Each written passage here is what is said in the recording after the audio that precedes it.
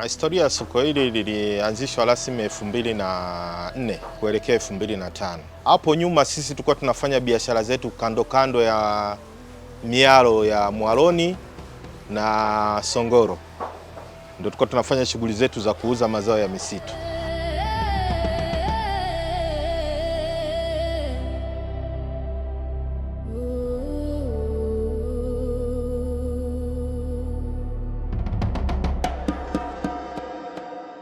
Mimi naitwa Amon Samson Isabuki.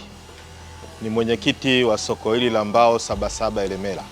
Pia ni mfanyabiashara wa mazao ya misitu ndani ya soko hili. Unapozungumzia soko hili la Sabasaba, kwanza utambue ndio soko kubwa kuliko yote ndani ya Tanzania hii. Ni soko linalohudumia kanda ya Ziwa.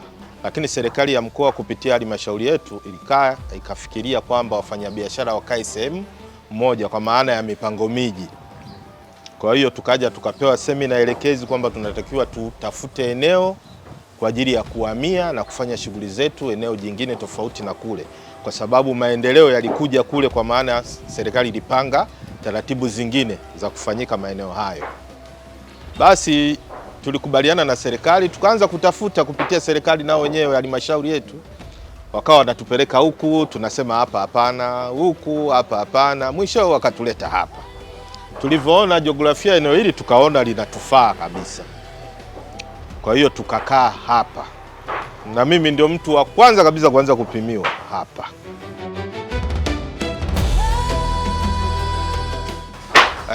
Utaratibu wetu ni wa kibiashara wa kawaida. Kuna watu wanaofuata bidhaa kuleta ndani ya soko kama wafanyabiashara. Niisifu serikali kwa kusimamia jambo hili, kutunza miti, kuleta projekti za mashamba mbalimbali ndani ya mikoa. Soko langu linapata bidhaa kutoka Iringa, South Hill. Tunapata bidhaa kutoka Buhindi hapa Mwanza. Pia tunapata kutoka Bukoba. Tunapata bidhaa kutoka Katavi na Tabora kwa ujumla. Lakini pia tumeenda mbali zaidi, tunapata bidhaa kutoka Kongo, kwa maana ya kwamba mbao za miti migumu. Kwa hiyo wote ni mzunguko. Nafikiri unaweza ukaona ni kiasi gani tumetengeneza ajira kupitia serikali yetu.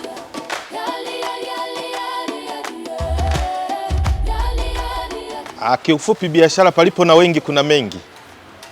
Wote hatuna tabia moja, wote hatuna nia moja. Ndani ya wafanyabiashara kuna watu pia wana tabia zao za ajabu.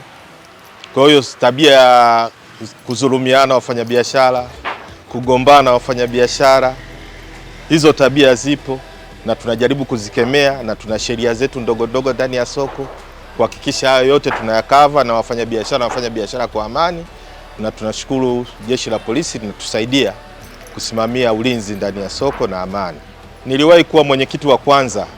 Soko hili linaanzishwa 2015, lakini kutokana na umri nikaona napitwa na mambo mengi ya kibiashara, maana muda mwingi nilikuwa naihudumia jamii. Kwa hiyo nilipisha nafasi hii, nikamwachia makamu wangu akaendelea, nikaenda kwenye shughuli za biashara. Lakini baada ya hapo naona makamu wangu amekuwa mtu mzima, kwa hiyo kaitishwa uchaguzi, kaonekana nirudi. Kiukweli natengeneza mnyororo wa thamani kupitia uongozi. Nimebahatika kufahamiana na viongozi mbalimbali na watu mbalimbali. Kwa maisha yangu binafsi inanisaidia kufanya biashara zangu kwa amani. Nashukuru katika hilo, kupitia hilo napata biashara.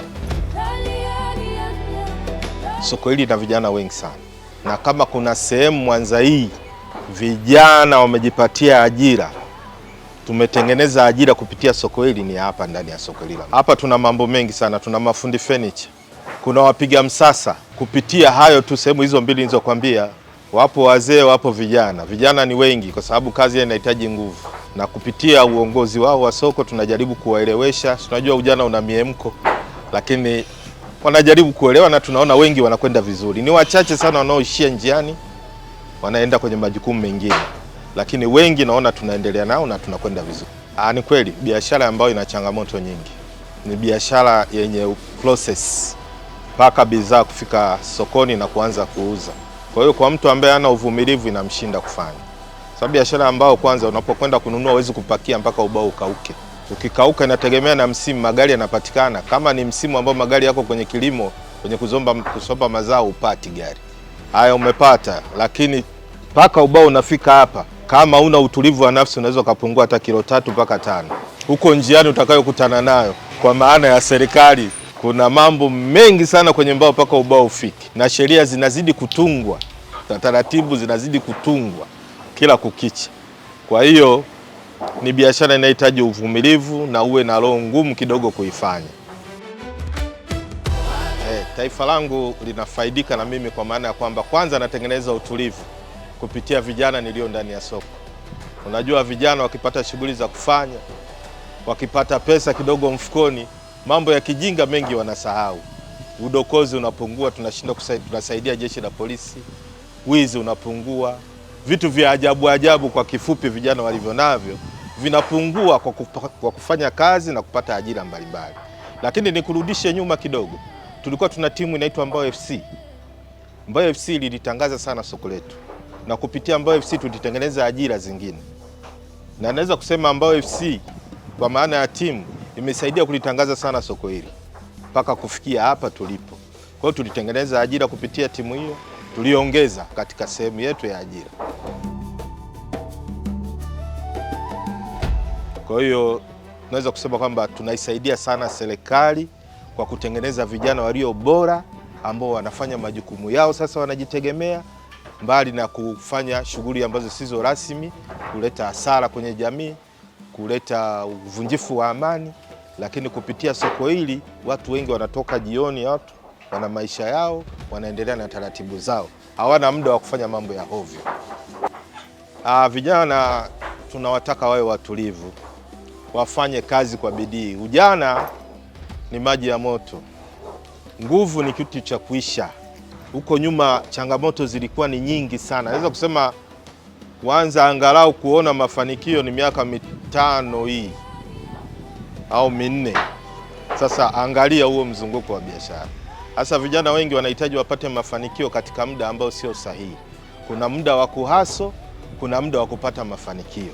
Kwa hiyo hilo walitambue, wasifananishe vitu viwili kwa wakati mmoja.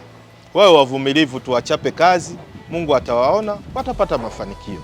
Kwa kifupi, tuipende Tanzania yetu ili na yenyewe itupende, itusaidie maisha. Tuipende Tanzania yetu na tuijenge Tanzania yetu kwa faida yetu sote.